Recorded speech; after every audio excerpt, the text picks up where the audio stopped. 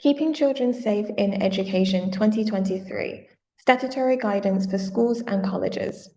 About this guidance, we use the terms must and should throughout the guidance. We use the term must when the person in question is legally required to do something, and should when the advice set out should be followed unless there is good reason not to. The guidance should be read alongside statutory guidance working together to safeguard children, and departmental advice, what to do if you are worried a child is being abused, advice for practitioners. Part 1. Safeguarding information for all staff. What school and college staff should know and do. A child-centered and coordinated approach to safeguarding. 1. Schools and colleges and their staff are an important part of the wider safeguarding system for children. This system is described in the statutory guidance working together to safeguard children. 2. Safeguarding and promoting the welfare of children is everyone's responsibility. Everyone who comes into contact with children and their families has a role to play. In order to fulfill this responsibility effectively, all practitioners should make sure their approach is child-centered. This means that they should consider at all times what is in the best interests of the child. 3. No single practitioner can have a full picture of a child's needs and circumstances. If children and families are to receive the right help at the right time, everyone who comes into contact with them has a role to play in identifying concerns, sharing information, and taking prompt action. 4.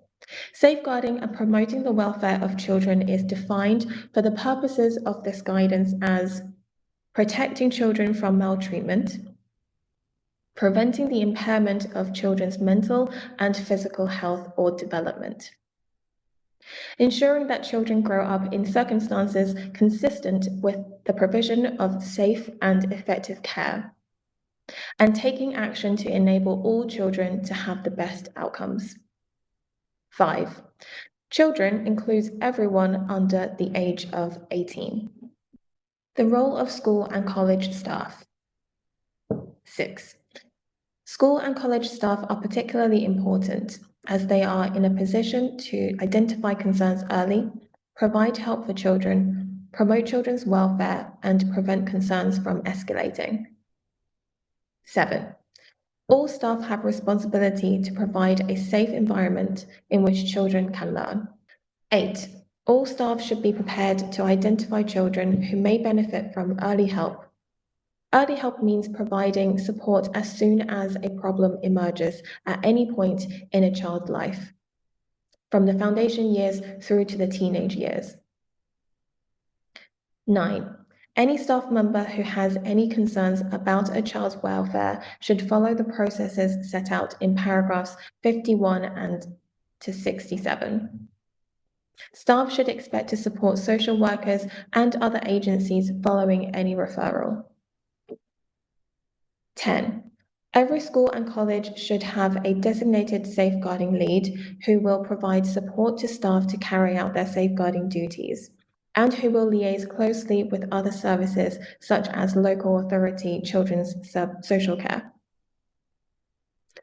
11. The designated safeguarding lead and any deputies are most likely to have a complete safeguarding picture and be the most appropriate person to advise on the response to safeguarding concerns. 12. The Teacher Standards 2012 state that teachers, which includes head teachers, should safeguard children's well-being and maintain public trust in the teaching profession as part of their professional duties. What school and college staff need to know. 13.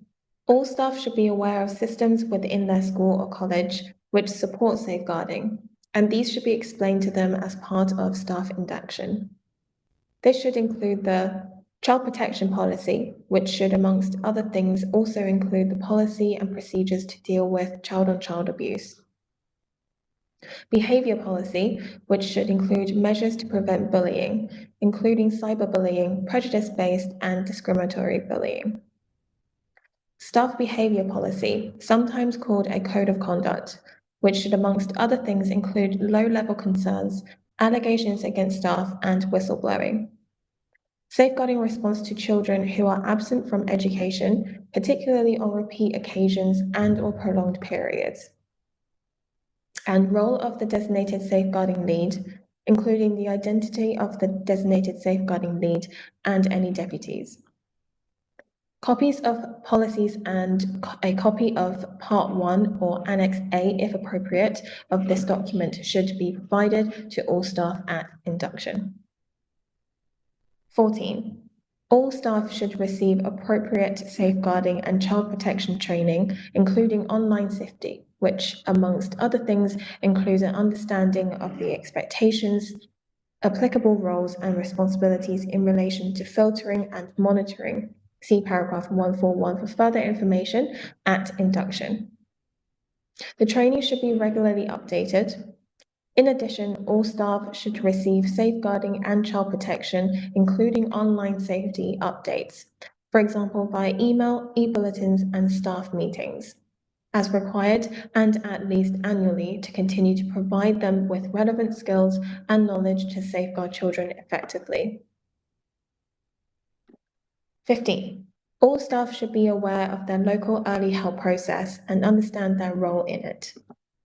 Number 16, all staff should be aware of the process for making referrals to local authority children's social care and for statutory assessments under the Children Act 1989, especially Section 17, Children in Need, and Section 47, a child suffering or likely to suffer significant harm, that may follow a referral along with the role they might be expected to play in such assessments. 17. All staff should know what to do if a child tells them they are being abused, exploited, or neglected. Staff should know how to manage the requirement to maintain an appropriate level of confidentiality. This means only involving those who need to be involved, such as the designated safeguarding lead or a deputy and local authority children's social care. Staff should never promise a child that they will not tell anyone about a report of any form of abuse, as this may ultimately not be in the best interests of the child. 18. All staff should be able to reassure victims that they are being taken seriously and that they will be supported and kept safe. A victim should never be given the impression that they are creating a problem by reporting any form of abuse and/or neglect, nor should a victim ever be made to feel ashamed for making a report. 19. All staff should be aware that children may not feel ready or know how to tell someone that they are being abused, exploited, or neglected, and/or they may not recognize their experiences as harmful. For example, children may feel embarrassed, humiliated, or are being threatened. 19. All staff should be aware that children may not feel ready or know how to tell someone that they are being abused, exploited, or neglected, and/or they may not recognize their experiences as harmful. For example, children may feel embarrassed, humiliated, or are being threatened. This could be due to their vulnerability, disability, and/or sexual orientation or language barriers. This should not prevent staff from having a professional curiosity and speaking to the designated safeguarding lead if they have concerns about a child. It is also important that staff determine how best to build trusted relationships with children and young people which facilitate communication. What school and college staff should look out for? Early help. 20.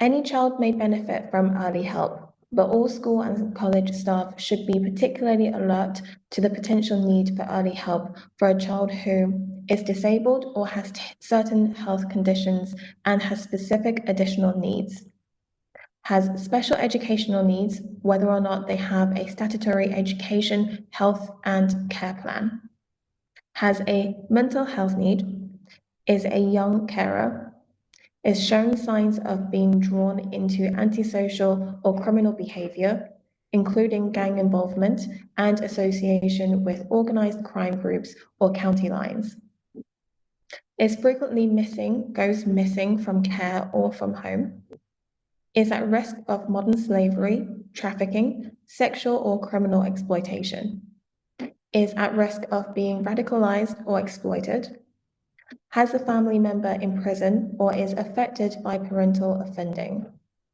is in a family circumstance presenting challenges for the child, such as drug and alcohol misuse, adult mental health issues, and domestic abuse, is misusing alcohol and other drugs themselves, has returned home to their family from care, is at risk of so-called honor-based abuse such as female genital mutilation or forced marriage, is a privately fostered child, or is persistently absent from education, including persistent absence for part of the school day. Abuse and neglect. 21.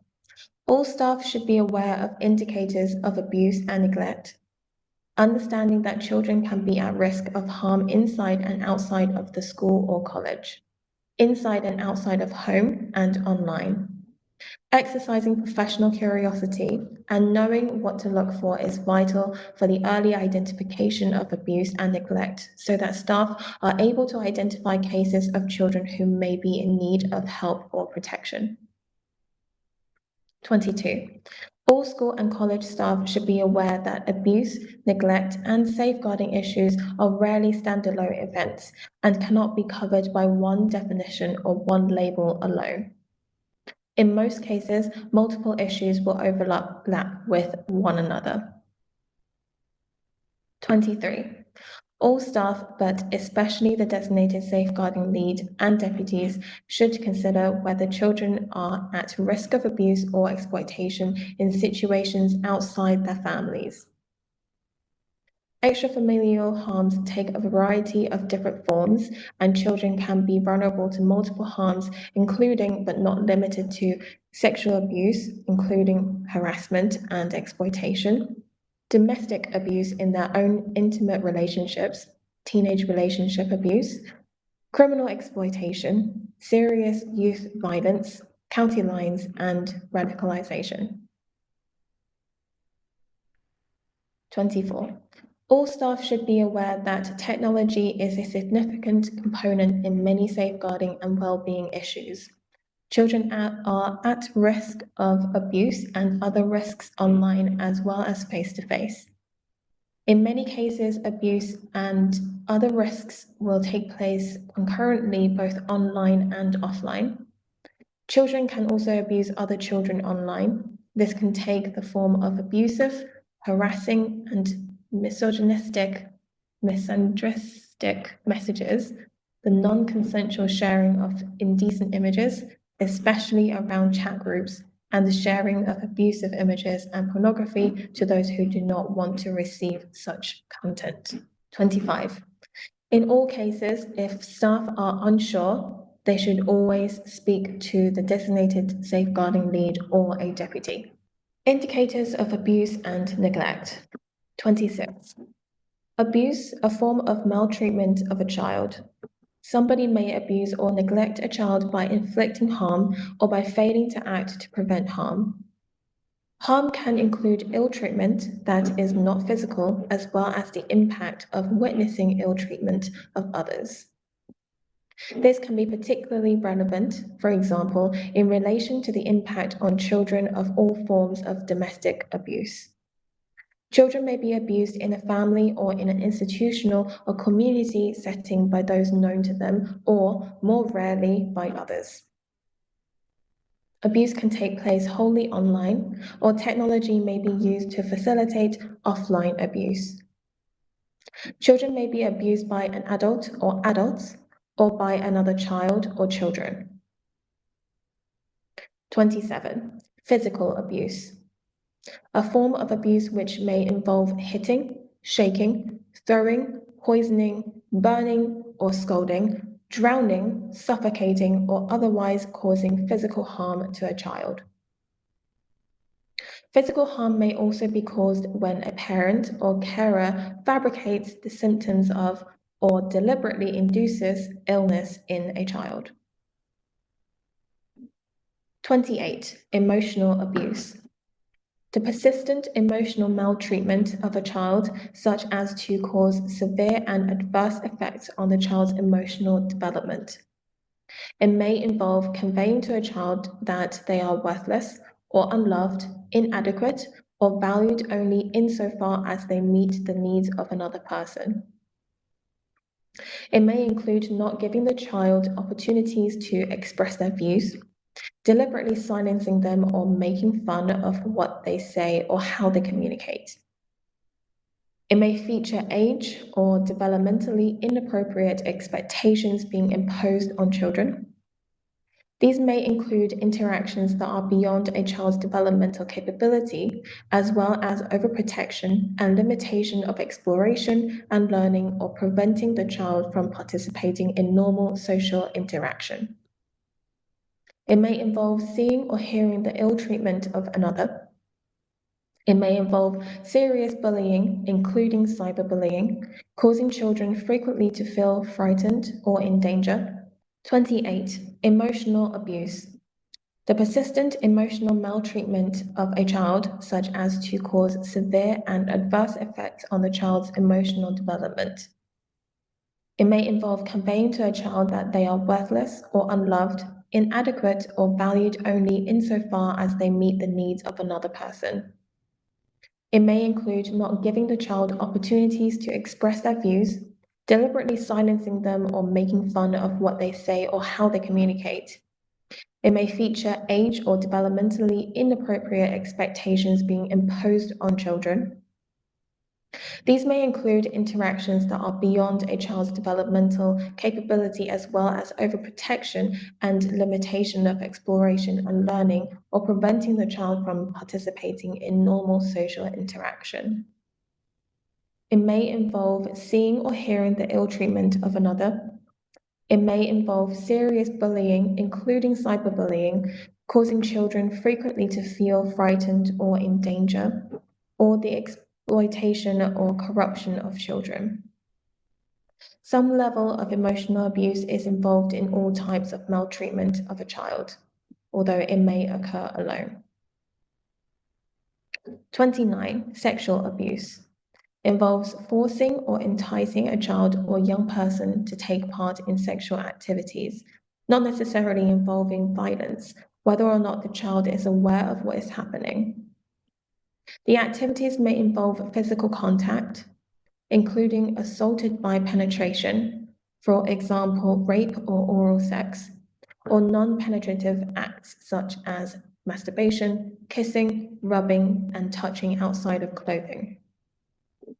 They may also include non-contact activities, such as involving children in looking at or in the production of sexual images, watching sexual activities, encouraging children to behave in sexually inappropriate ways, or grooming a child in preparing for abuse. Sexual abuse can take place online, and technology can be used to facilitate offline abuse. Sexual abuse is not solely perpetrated by adult males. Women can also commit acts of sexual abuse, as can other children. The sexual abuse of children by other children is a specific safeguarding issue in education, and all staff should be aware of it and of their school or college's policy and procedures for dealing with it. 30. Neglect. The persistent failure to meet a child's basic physical and/or psychological needs, likely to result in a serious impairment of the child's health or development. Neglect may occur during pregnancy, for example, as a result of maternal substance abuse. Once a child is born, neglect may involve a parent or carer failing to provide adequate food, clothing, and shelter, including exclusion from home or abandonment. Protect a child from physical and emotional harm or danger. Ensure adequate supervision, including the use of inadequate caregivers, or ensure access to appropriate medical care or treatment. It may also include neglect of or unresponsiveness to a child's basic emotional needs. Safeguarding issues. 31. All staff should have an awareness of safeguarding issues that can put children at risk of harm.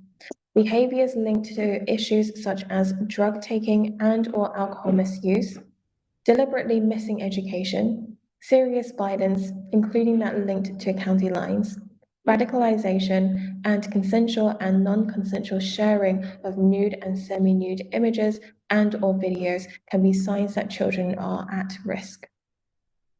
Below are some safeguarding issues all staff should be aware of.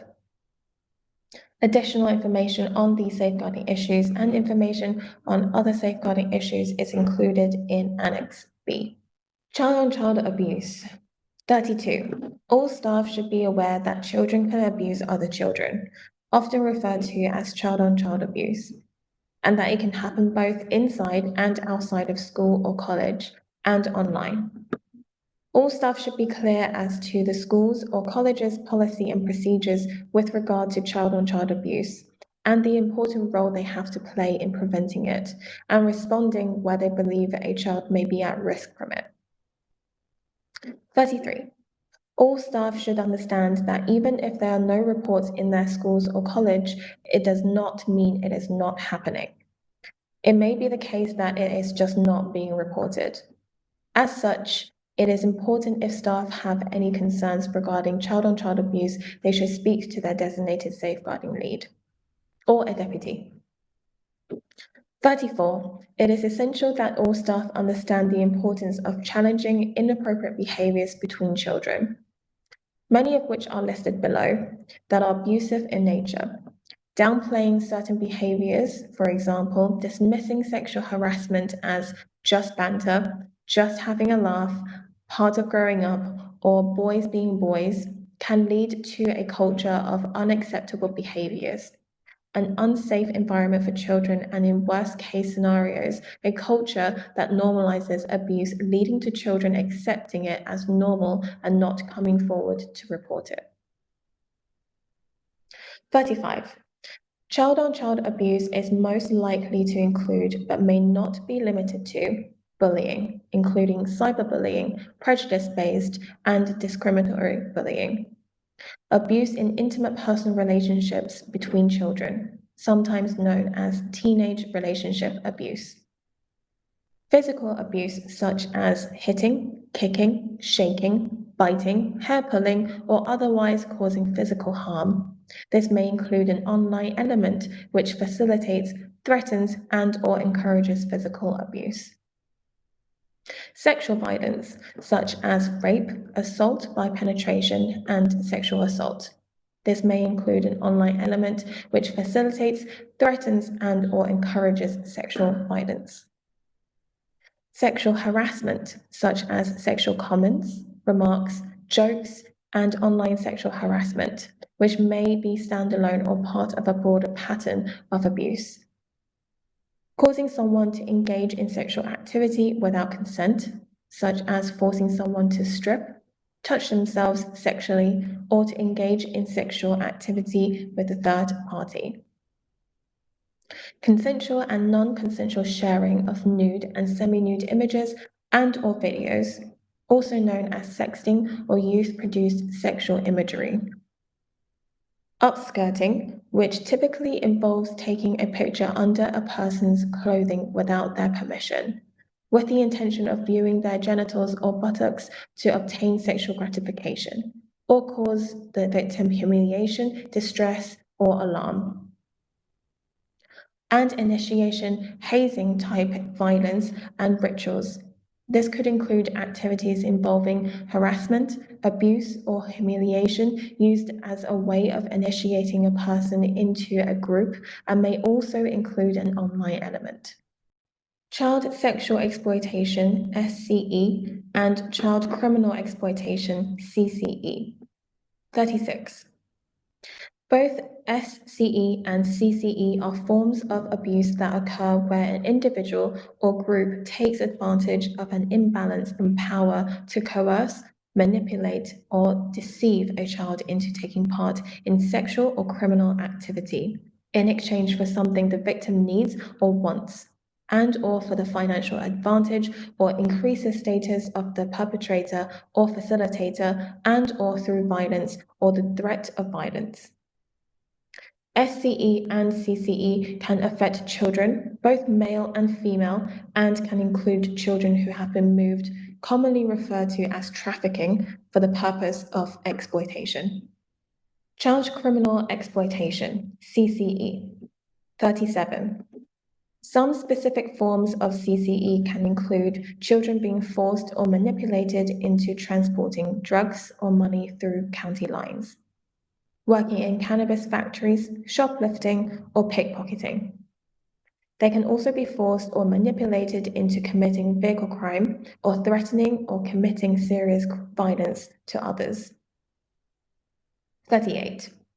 Children can become trapped by this type of exploitation, as perpetrators can threaten victims and their families with violence or entrap and coerce them into debt. They may be coerced into carrying weapons, such as knives, or begin to carrying a knife for a sense of protection from harm from others. As children involved in criminal exploitation often commit crimes themselves, their vulnerability as victims is not always recognized by adults and professionals, particularly older children. They are not treated as victims despite the harm they have experienced. They may still have been criminally exploited, even if the activity appears to be something they have agreed or consented to. 39. It is important to note that the experience of girls who are criminally exploited can be very different to that of boys. The indicators may not be the same. However, professionals should be aware that girls are at risk of criminal exploitation too. It is also important to note that both boys and girls being criminally exploited may be at higher risk of sexual exploitation. Child sexual exploitation, SCE. 40. SCE is a form of child sexual abuse. Sexual abuse may involve physical contact, including assault by penetration, for example, rape or oral sex, or non-penetrative acts, such as masturbation, kissing, rubbing, and touching outside clothing.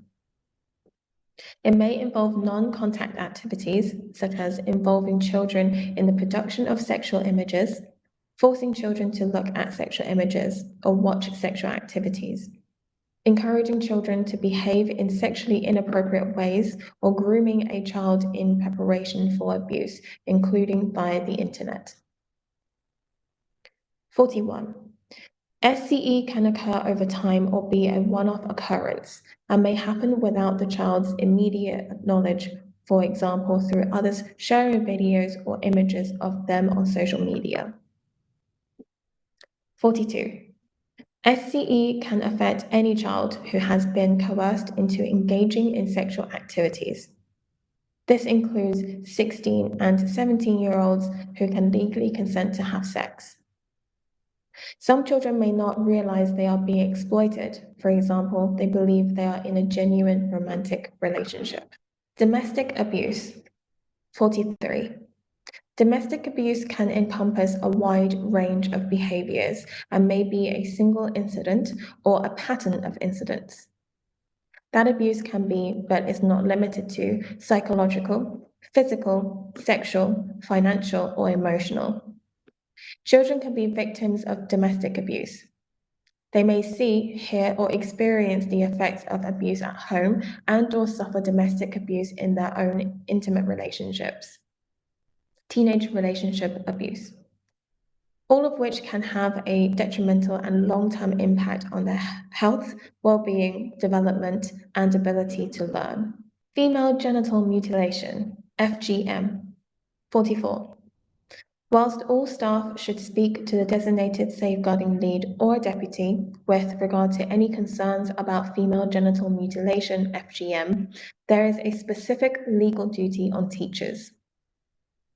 If a teacher, in the course of their work in the profession, discovers that an act of FGM appears to have been carried out on a girl under the age of 18, the teacher must report this to the police.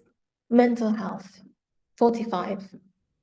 All staff should be aware that mental health problems can, in some cases, be an indicator that a child has suffered or is at risk of suffering abuse, neglect, or exploitation. 46. Only appropriately trained professionals should attempt to make a diagnosis of a mental health problem. Education staff, however, are well placed to observe children day to day and identify those whose behavior suggests that they may be experiencing a mental health problem or be at risk of developing one. Schools and colleges can access a range of advice to help them identify children in need of extra mental health support. This includes working with external agencies. 47. If staff have a mental health concern about a child that is also a safeguarding concern, immediate action should be taken following their child protection policy and speaking to the designated safeguarding lead or a deputy. Serious violence. 48. All staff should be aware of the indicators which may signal children are at risk from or are involved with serious violent crime. These may include increased absence from school or college, a change in friendships or relationships with older individuals or groups, a significant decline in performance, signs of self-harm, or a significant change in well-being, or signs of assault or unexplained injuries. Unexplained gifts or new possessions could also indicate that children have been approached by or are involved with individuals associated with criminal networks or gangs and may be at risk of criminal exploitation. Additional information and support. 49. Departmental advice: what to do if you are worried a child is being abused. Advice for practitioners provides more information on understanding and identifying abuse and neglect. Examples of potential indicators of abuse and neglect are highlighted throughout the advice and will be particularly helpful for school and college staff. The NSPCC website also provides useful additional information on abuse and neglect and what to look out for. 50. Annex B contains important additional information about specific forms of abuse and safeguarding issues. School and college leaders and those staff who work directly with children should read Annex B. What school and college staff should do if they have concerns about a child. 51. Staff working with children are advised to maintain an attitude of "it could happen here" where safeguarding is concerned. When concerned about the welfare of a child, staff should always act in the best interests of the child. 52. If staff have any concerns about a child's welfare, they should act on them immediately. See page 22 for a flowchart setting out the process for staff when they have concerns about a child. 53. If staff have a concern, they should follow their own organization's child protection policy and speak to the designated safeguarding lead or a deputy. 54. Options will then include managing any support for the child internally via the school's or college's own pastoral support processes, undertaking an early help assessment, or making a referral to statutory services, for example, as the child might be is in need or suffering or is likely to suffer harm. 55. The designated safeguarding lead or a deputy should always be available to discuss safeguarding concerns. If in exceptional circumstances the designated safeguarding lead or a deputy is not available, this should not delay appropriate action being taken. Staff should consider speaking to a member of the senior leadership team and/or take advice from local authority, children's social care. In these circumstances, any action taken should be shared with the designated safeguarding lead or a deputy as soon as practically possible. 56. Staff should not assume a colleague or another professional will take action and share information that might be critical in keeping children safe. They should be mindful that early information sharing is vital for the effective identification, assessment, and allocation of appropriate service provision. Whether this is when problems first emerge or when a child is already known to local authority children's social care, such as a child in need or a child with a protection plan. Information sharing advice for practitioners, providing safeguarding services to children, young people, parents and carers, supports staff who have to make decisions about sharing information. This advice includes the 7 golden rules for sharing information and consideration with regards to the Data Protection Act 2018, DPA, and UK General Data Protection Regulation, UK GDPR. 57. DPA and UK GDPR do not prevent the sharing of information for the purposes of keeping children safe and promoting their welfare. If in any doubt about sharing information, staff should speak to the designated safeguarding lead or a deputy. Fears about sharing information must not be allowed to stand in the way of the need to safeguard and promote the welfare of children. Early help assessment. 58. If early help is appropriate, the designated safeguarding lead or a deputy will generally lead on liaising with other agencies and setting up an interagency assessment as appropriate. Staff may be required to support other agencies and professionals in early help assessment, in some cases acting as the lead practitioner. Any such cases should be kept under constant review and consideration given to a referral to local authority children's social care for assessment for statutory services if the child's situation does not appear to be improving or is getting worse. Statutory children's social care assessments and services. 59. Where a child is suffering or is likely to suffer from harm, it is important that a referral to local authority children's social care, and if appropriate, the police, is made immediately. Referrals should follow the local referral process. 60.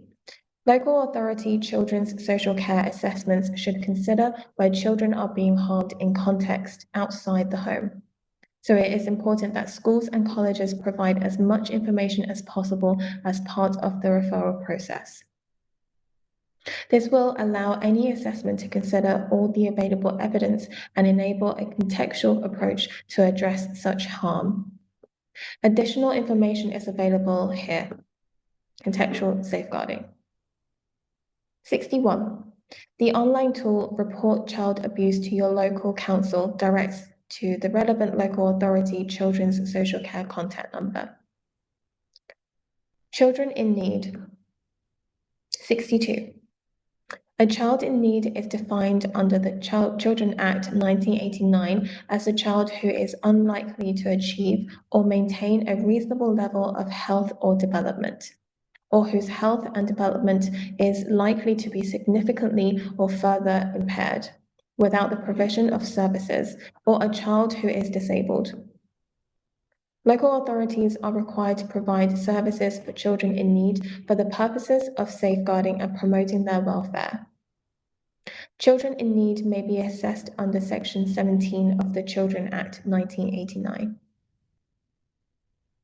Children suffering or likely to suffer significant harm. 63. Local authorities, with the help of other organizations as appropriate, have a duty to make inquiries under Section 47 of the Children Act 1989 if they have reasonable cause to suspect that a child is suffering or is likely to suffer significant harm. Such inquiries enable them to decide whether they should take any action to safeguard and promote the child's welfare and must be initiated where there are concerns about maltreatment. This includes all forms of abuse and neglect. What will the local authority do? 64. Within 1 working day of a referral being made, the local authority social worker should acknowledge its receipt to the referrer and make a decision about the next steps and the type of response that is required. This will include determining whether the child requires immediate protection and urgent action is required. Any services are required by the child and family and what type of services. The child is in need and should be assessed under Section 17 of the Children Act 1989. Chapter 1 of Working Together to Safeguard Children provides details of the assessment process. There is reasonable cause to suspect the child is suffering or likely to suffer significant harm, and whether inquiries must be made, and the child assessed under Section 47 of Children Act 1989.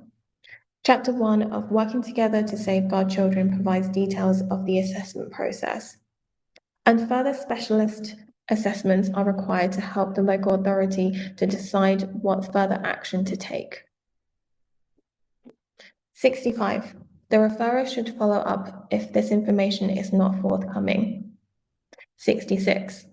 If social workers decide to carry out a statutory assessment, staff should do everything they can to support that assessment, supported by the designated safeguarding lead or a deputy as required. 67.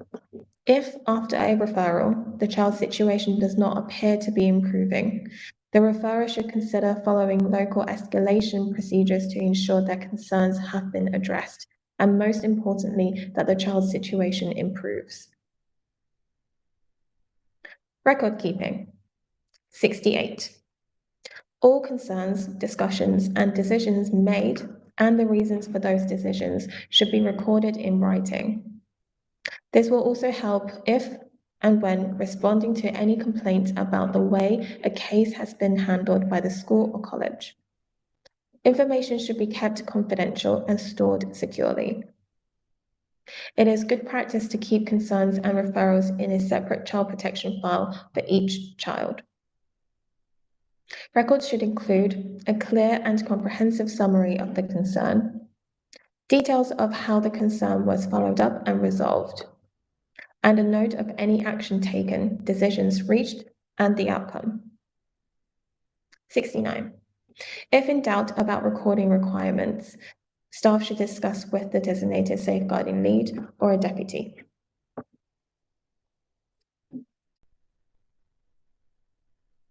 Why is all of this important? 70. It is important for children to receive the right help at the right time to address safeguarding risks, prevent issues escalating, and to promote children's welfare. Research and serious case reviews have repeatedly shown the dangers of failing to take effective action. Further information about serious case reviews can be found in Chapter 4 of Working Together to Safeguard Children. Examples of poor practice include failing to act on and refer the early signs of abuse and neglect, poor record keeping, failing to listen to the views of the child, failing to reassess concerns when situations do not improve, not sharing information with the right people within and between agencies, sharing information too slowly, and a lack of challenge to those who appear not to be taking action. What school and college staff should do if they have a safeguarding concern or an allegation about another staff member. 71. Schools and colleges should have processes and procedures in place to manage any safeguarding concern or allegation, no matter how small, about staff members, including supply staff, volunteers, and contractors. 72. If staff have a safeguarding concern or an allegation is made about another member of staff, including supply staff, volunteers, and contractors, harming or posing a risk of harm to children, then they should be referred to the head teacher or principal. Where there is a concern or allegation about the head teacher or principal, this should be referred to the chair of the governors, chair of the management committee, or proprietor of an independent school. And in the event of a concern allegation about the head teacher, where the head teacher is also the sole proprietor of an independent school, or a situation where there is a conflict of interest in reporting the matter to the head teacher, this should be reported directly to the local authority designated officers. Details of your local LADO should be easily accessible on your local authority's website. 73. If staff have a safeguarding concern or an allegation about another member of staff, including supply staff, volunteers, or contractors, that does not meet the harm threshold, then this should be shared in accordance with the school or college low-level concerns policy. Further details can be found in Part 4 of the guidance.